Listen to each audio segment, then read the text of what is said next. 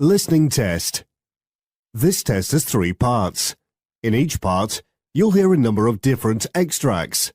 At the start of each extract, you'll hear this sound. You'll have the time to read the questions before you hear each extract, and you'll hear each extract once only. Complete your answers as you listen. At the end of the test, you'll have 2 minutes to check your answers. In this part of the test, you'll hear 2 different extracts. In each extract, a health professional is talking to a patient. For questions 1 to 24, complete the notes with the information you hear. Now, look at the notes for Extract 1. Extract 1, questions 1 to 12. You hear a physiotherapist talking to a patient called Euan Hunt. For questions 1 to 12, complete the notes with a word or short phrase. You now have 30 seconds to look at the notes.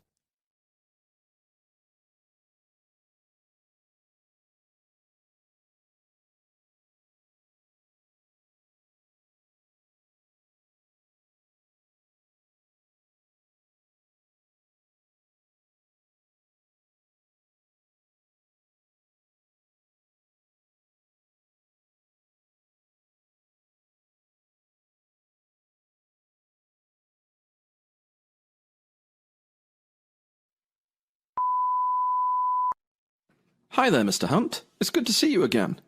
Just to reassure you that I've received your file from Dr. Patel and her letter as well, okay? Thank you. It's really good to see you too. Oh, happy belated birthday for yesterday. Am I right in thinking you just celebrated your 60th? Yes, thank you. Did you do anything nice? They made a huge fuss at the restaurant where I work. I kept telling them that I'm too old for all of that, but they weren't having it. All right. What do you do? I'm head chef of an Italian on Maple Street. We serve authentic cuisine. You should try it. I might do just that. So, you've been referred to me to help you manage your condition, and it says here you've been experiencing quite a few symptoms. Is that right? That's right. I've got COPD, probably from all that lighting up I do all the time. I told Dr. Patel about the coughing already, but I suppose the main thing is that it happens a lot more now. Worse still, now I have phlegm too. It's quite disgusting, kind of yellow, green. You already know about the wheezing. That's probably the worst of the 3. Well, I don't want to sound like I'm preaching, but you do know what I'm going to say, don't you? Course I do. I've heard it all before. You're going to ask me to give up the facts. But it's not that easy, you know. I've been doing it since I was 16. Why did you start, if you don't mind me asking? No, I don't mind. Couple of lads on the estate reckoned it was the coolest thing since the advent of the wheel. Once they were doing it, everyone followed suit, so I guess you could say that I was peer-pressured into it, like. Haven't looked back since, really. I understand. It says here that you attended sessions at the clinic. Didn't they help? It wasn't sessions. I actually went to a special smoking cessation clinic in Finland for a bit. Cost a pretty penny too, but at the end of the day it didn't work. Sorry to hear that. I'm trying to think of the best way to help you now. What's your day-to-day like? Really, I'm mostly fine. I suppose that I do have one gripe. I get a bit breathless and I'm finding it hard to keep up my social life. I've always found the rush at work difficult, like when diners come in on the evenings and the weekend and everything in the kitchen is intense. But now, even when I'm lifting pans from one end of the kitchen to the other, it's tough. Also, I can't do the things I love anymore, like hiking. Used to go every weekend, but now I get breathless just thinking about it. Mr. Patel has suggested I can prescribe you with an inhaler if you feel it would help. You can take it as and when you need. That sounds good. You'd need to take 1 to 2 puffs a day, as and when you feel the breathlessness coming along. You can't take any more than 4 puffs in any 24-hour period, okay? Understood. There's another thing I've been asked to talk to you about. There's a procedure that you could try called endobronchial valve insertion. You've been identified as a potential for it. Endo what? I can't even say it. What's that? It's a relatively risk-free procedure to insert a tiny valve into your lungs. I think I'll pass on that one if you don't mind. You hear all kinds of horror stories of people dying on the OR table these days, especially now that our hospitals are so stretched for staff. Not a problem. The other thing, I suppose, is just to echo Dr. Patel's advice about weight loss to you. Happy to show you a few exercises that I think you'll enjoy as much as you did your other activities. Then I guess we can pick up again in 2 weeks' time, see how you're...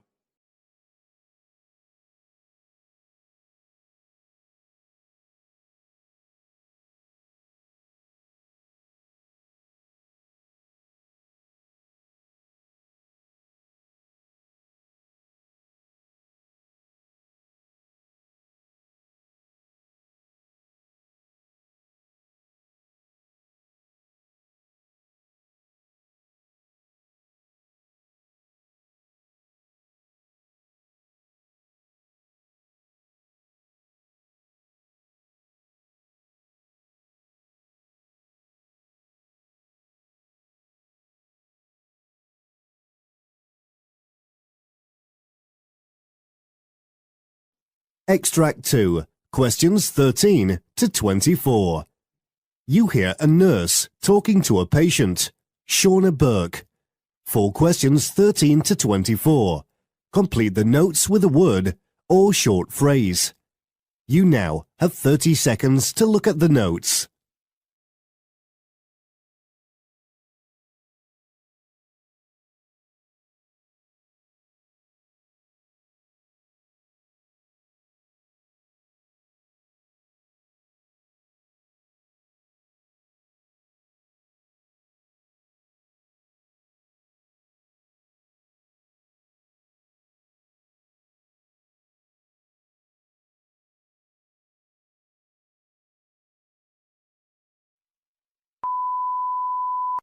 So, I've been told that you're particularly worried about your general health of late, mainly because of your job. Is that correct?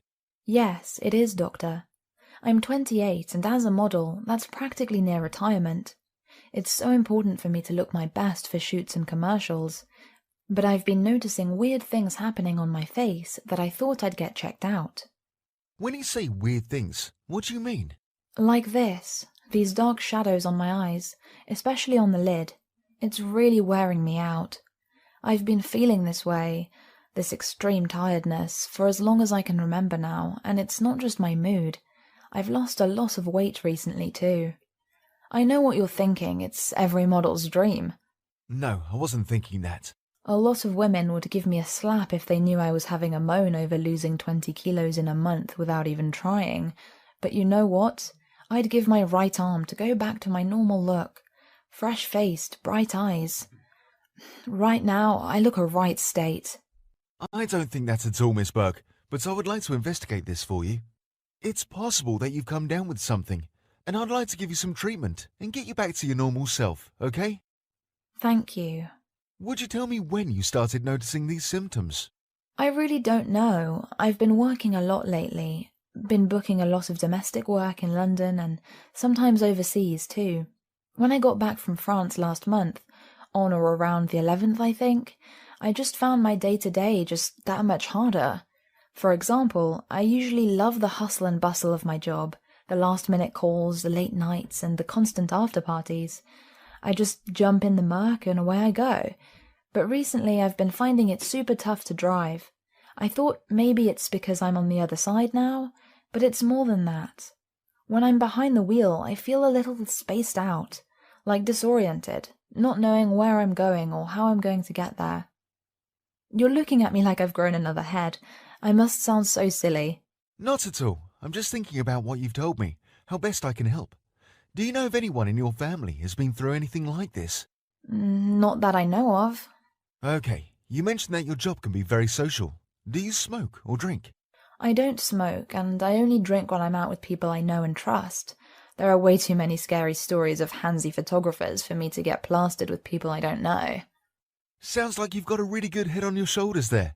Now, Miss Burke, I have to ask, because there's no indication on your personal medical history either way, but because you mentioned drastic recent weight loss, would you tell me about your diet? Sure. I eat pretty well, if that's what you're wondering. I'm vegan, and so my diet is pretty healthy. I will occasionally eat out at a Frankie and Benny's, for example, but you wouldn't catch me dead at a McDonald's. I've managed to stay off junk food since I was very little. I used to be bulimic when I was 14, but after the counselling, everything is okay, and I've had what I think is a really healthy attitude to food. I'm glad to hear that. So, any idea what's wrong with me, Doc? We'll need to run some tests to confirm things, Miss Burke. I don't want to say anything that I'm not sure of. We'll run a blood test today, and I'll call you in for others within the week, after we've received the results. In the meantime, I'm worried that you're not getting enough sleep. Do you think you could set up and stick to a routine? Like a sleep schedule? Yes, I've done that before, and it actually worked. I'm glad to hear that. At least that would help you get some well-earned rest while we're trying to get to the bottom of all of this. That is the end of Part A.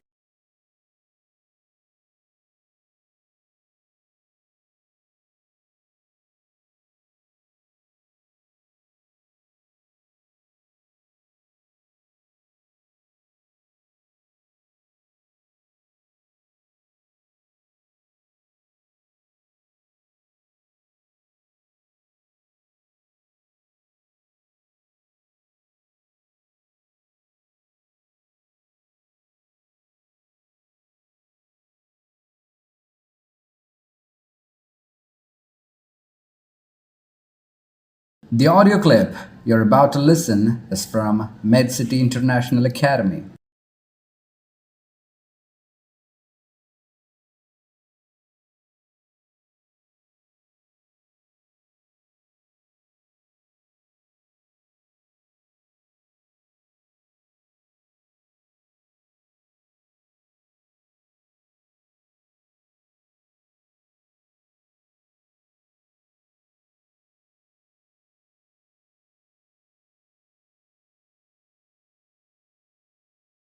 Part B. In this part of the test, there are 6 short extracts relating to the work of health professionals. For questions 25 to 30, choose answer A, B or C, which you think best fits according to what you hear. Question 25. You hear 2 nurses talking about a plan for a citywide drive. Now read the question.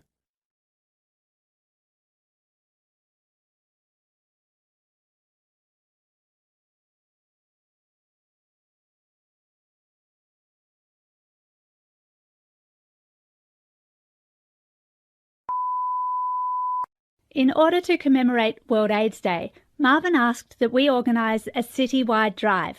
Wow, that sounds exciting. So what exactly do we have to do? It's not actually a drive in a car, is it? No, the 2 main goals are to test and educate. So I thought we could visit some local colleges, universities and businesses.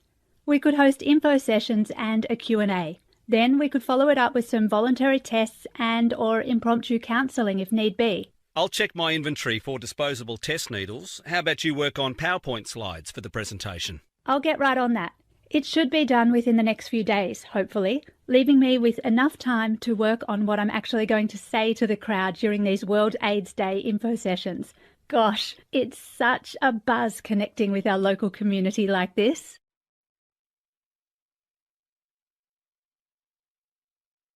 Question 26. You hear a conversation between a pharmacist and her co-worker. Now read the question.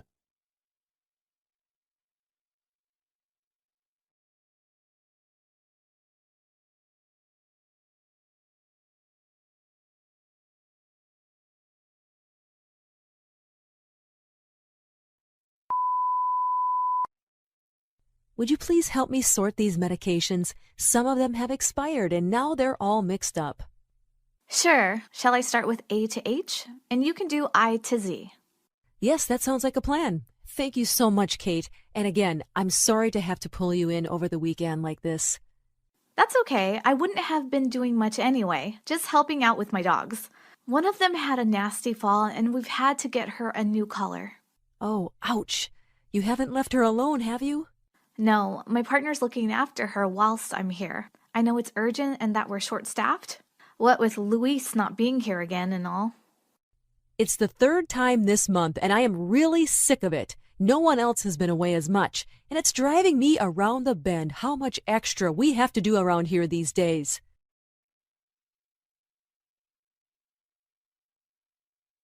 Question 27. You hear a team briefing where overall performance is being highlighted. Now read the question.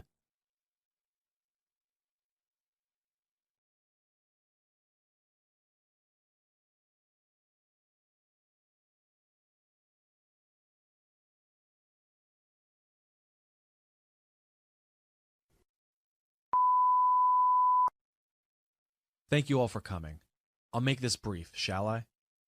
My department has noticed an increase in the number of absences on the ward of late, and it is causing us some concern.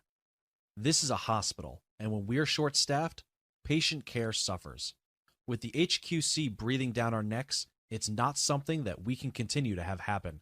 We are considering taking drastic measures in order to protect our patients and our reputations, and that may just include terminating frequent absentees. Surely, that's a little harsh. Well, it's a serious matter, and despite several disciplinaries, we've concluded that talking to them hasn't worked. If I may offer a suggestion, I think that right now, it's a little too easy to take leave. What do you mean? Well, at the moment, we download a form off the internet and submit it to our line managers. Perhaps if it were a little more difficult, we'd have better luck. Fine. I'll see if we can alter the current procedure slightly, and if that doesn't work, then we'll need to move to a plan B.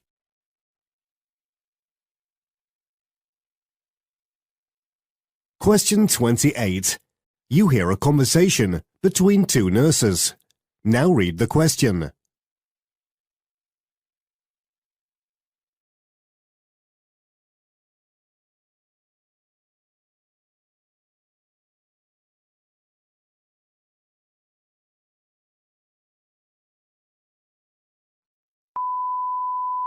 Still here, are you, Linda? Yes, I am. I'm on the graveyard shift tonight, Bobby. You're done now, aren't you? Yeah, just finishing up some of my documentation from earlier, and then I'll call it a night. Just so you know, Bed 5's getting a little angsty about later. He's worried about how he won't be able to drift off again. Can you blame him? He's really had a rough time this week. Wait, is he the hemophilic patient or the one with diabetes? Mr. Wilson's diabetic. He'll need his insulin topping up, but that won't be until morning now. What time will you be doing the next round? Midnight. Okay, that's good. Please make sure you remember to disconnect Mr. Wilson's saline drip before then, otherwise he'll be fussing into the early hours. He's been assessed several times today, so he won't need any more of those, but everything else on his care plan needs to be attended to. Got it. Thank you.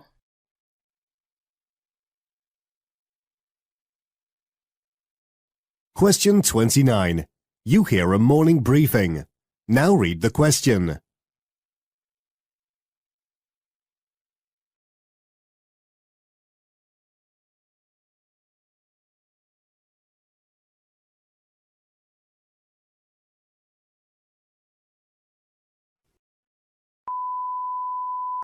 All right. Today we need to address some serious problems in this department. I don't know where to start, really. We've got so much that we need to remedy that it'll take weeks, if not months, to get us where we need to be. Ideally, we'll be able to increase the number of personnel devoted to the tasks we're working on, such as clearing up all the post-discharge paperwork that we've got piled up. However, I don't know if we'll be able to change people's job roles at such short notice. Never mind the fact that all of the larger rooms that will be able to accommodate large teams are all located on the other side of the ward. If anyone finds that they have a couple of hours spare this or next week, please make sure that you get in touch with either myself or Carla, okay?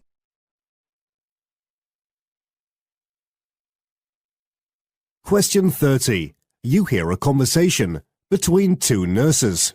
Now read the question.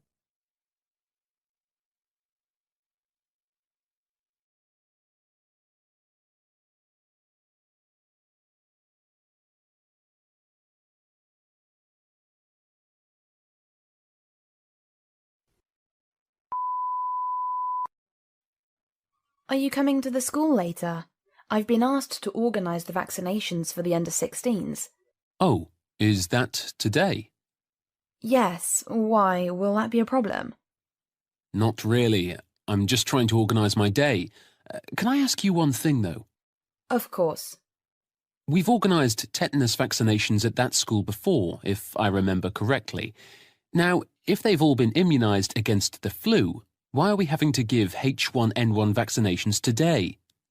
I wondered the same thing, and you know what? It beats me. But that's what it says on the chart, so that's what we'll have to give them. All right, no worries. Give me 10 minutes and I'll clear up the rest of my day and prep to go with you.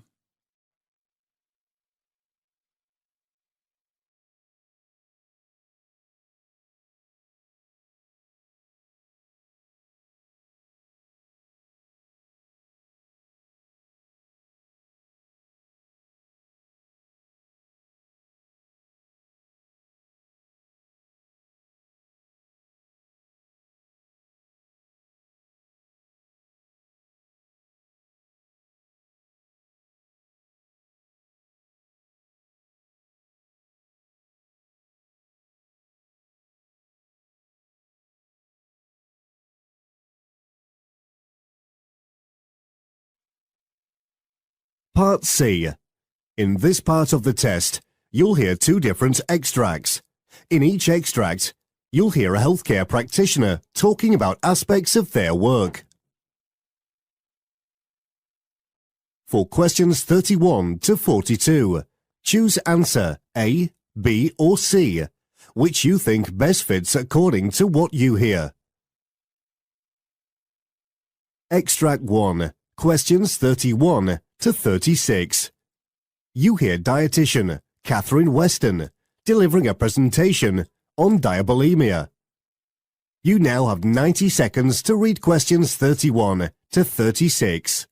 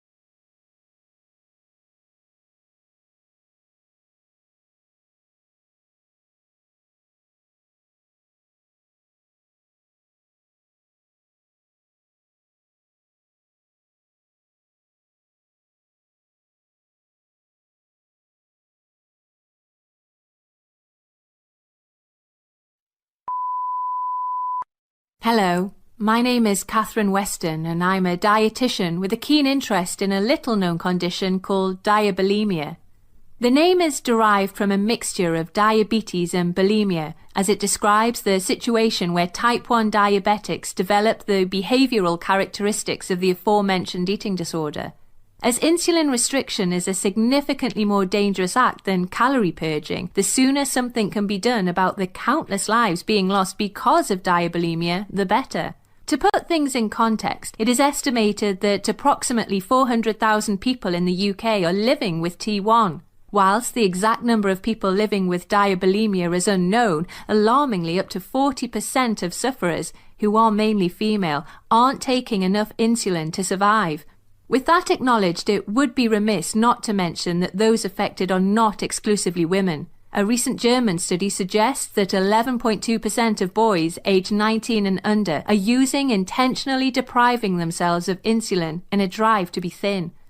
Yet, despite the widespread reach of this condition, it is not as visible as other similar disorders, such as anorexia or bulimia nervosa. Part of the reason the condition is so low profile is the fact that the condition is not a recognised medical or psychiatric term. but rather it highlights the practice of reducing or eliminating insulin in a bid to lose weight. As diabetes sufferers cannot produce insulin but need it in order to survive, the practice of restricting their intake with the aim of losing weight is incredibly dangerous. Sufferers run incredibly high blood sugars, which has the potential to produce multiple irreversible diabetic complications. This can include neuronal, retinal and renal damage. The most common symptoms of the disease include irritability, decreased concentration and motivation, and diabetic ketoacidosis, all of which are analogous to diabetes. Rather eerily, by making the decision to cease treatment, sufferers are essentially turning the clock back on their condition. I do a lot of work with Diabetes UK in order to raise awareness of the signs and signals of diabulimia with friends and family of people with insulin-dependent diabetes mellitus. This type of outreach work was sparked by the many case studies of young people whose lives have been claimed by the disease. One such account is of the life of Amara, a 27-year-old who took her life after battling with the disease. Typically of people with the condition, Amara developed an unhealthy preoccupation with food. She also became increasingly uncomfortable taking her daily medication, comparing injecting her insulin to injecting fat into her body. Her sporadic insulin restriction then became a greater feature of her life. The unhealthy obsession with her diet led her to the discovery that despite not lowering her food intake, because she had drastically reduced her medication, she was losing weight. The weight loss is a result of the body cells failing to absorb blood sugar, with the consequence of prolonged elevated blood sugar in the individual. This causes the organs to be saturated in glucose. Amara was found dead, having taken her life after a futile years-long struggle with diabetes. Her death highlights the crisis for the medical and diabetic communities, neither of which have the resources or systems of care in place to support such a nuanced disease. In fact, such tragic consequences are so severe and such stories are so tragic that early detection is a governmental priority. NHS England's clinical team have been involved in producing the NICE guidelines on eating disorders, devoting part of the report to managing people suffering from an eating disorder and diabetes concurrently. The guidelines have been distributed nationally in a bid to tackle the illness. Furthermore, the organisation is integrating psychological services with GP practices by placing 3,000 new mental health therapists and surgeries. In addition, other private and charitable organisations are also keen to play their part. A prominent example includes Jacqueline Allen, founder of national charity Diabetics with Eating Disorders. Allen is presently campaigning for the omission of insulin for weight loss purposes to be recognised as a mental illness. The theory is that increasing the condition's visibility, it will become easier to engage multidisciplinary teams, including endocrinologists, mental health professionals and specialists like myself who specialise in the condition, to provide a 360-degree treatment service. Until that is achieved, however, the road to medical and psychological recognition continues.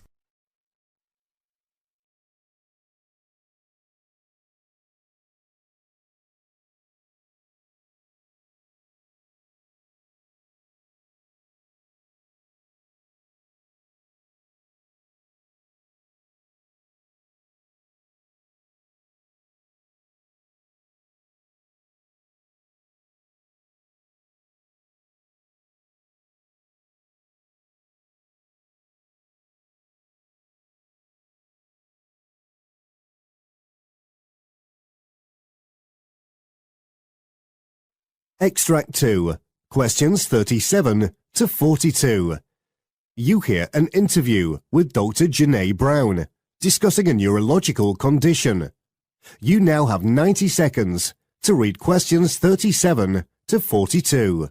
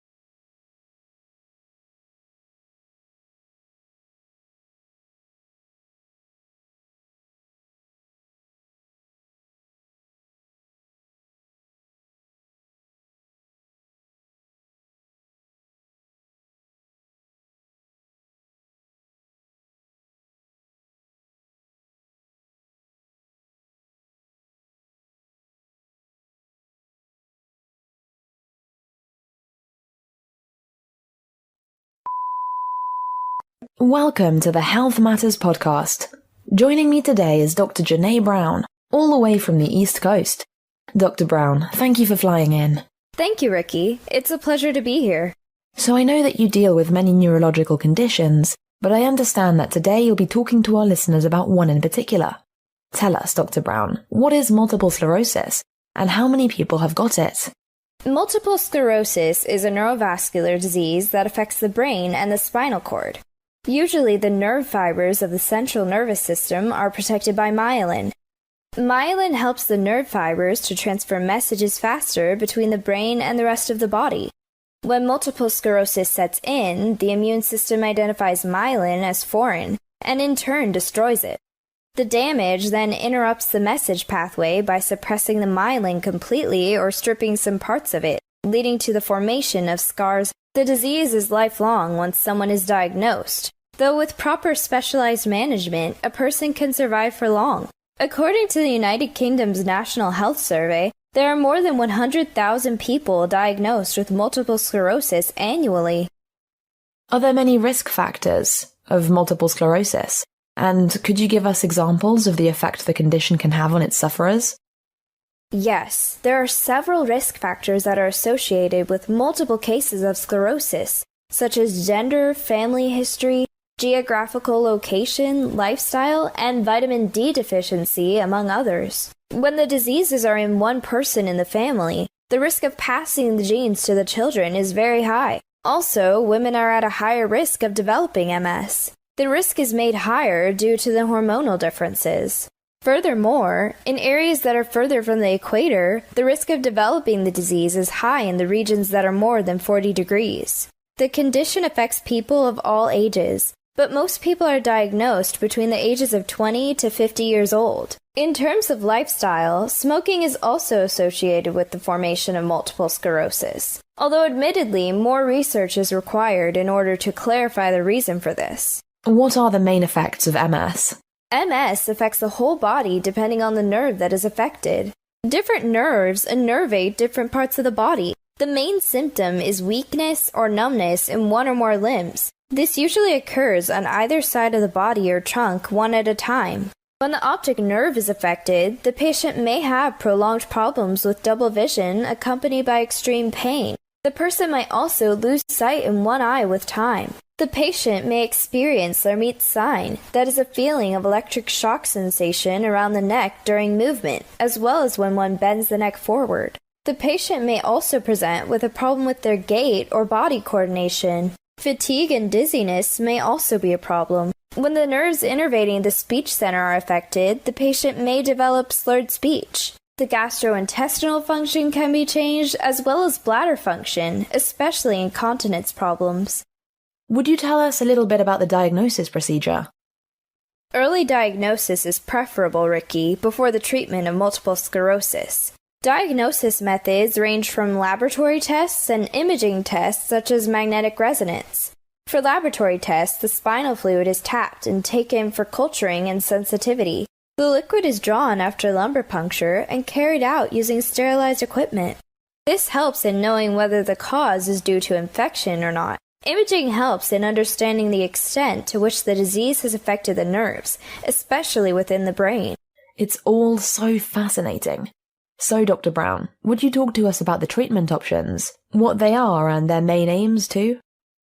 Yes. MS is chronic, and treatment options mainly involve management of the symptoms. The goals of treatment revolve around ensuring that patients recover from attacks as well as recurrent situations, as well as slowing the speed at which the disease progresses. For the treatment of seizures, the patient can be given corticosteroids and plasmapheresis can be done too. Corticosteroids reduce the inflammation of nerves. Examples include oral prednisolone and methylprednisolone, given through the vein. The process is mostly used in severe cases of the disease, especially when the symptoms are not improving through use of steroids. Beta interferons can also be used primarily in the relapsing-remitting stages of the disease when it is still aggressive. Furthermore, other medication like this can be used in various stages of the disease. That is the end of Part C. You now have 2 minutes to check your work.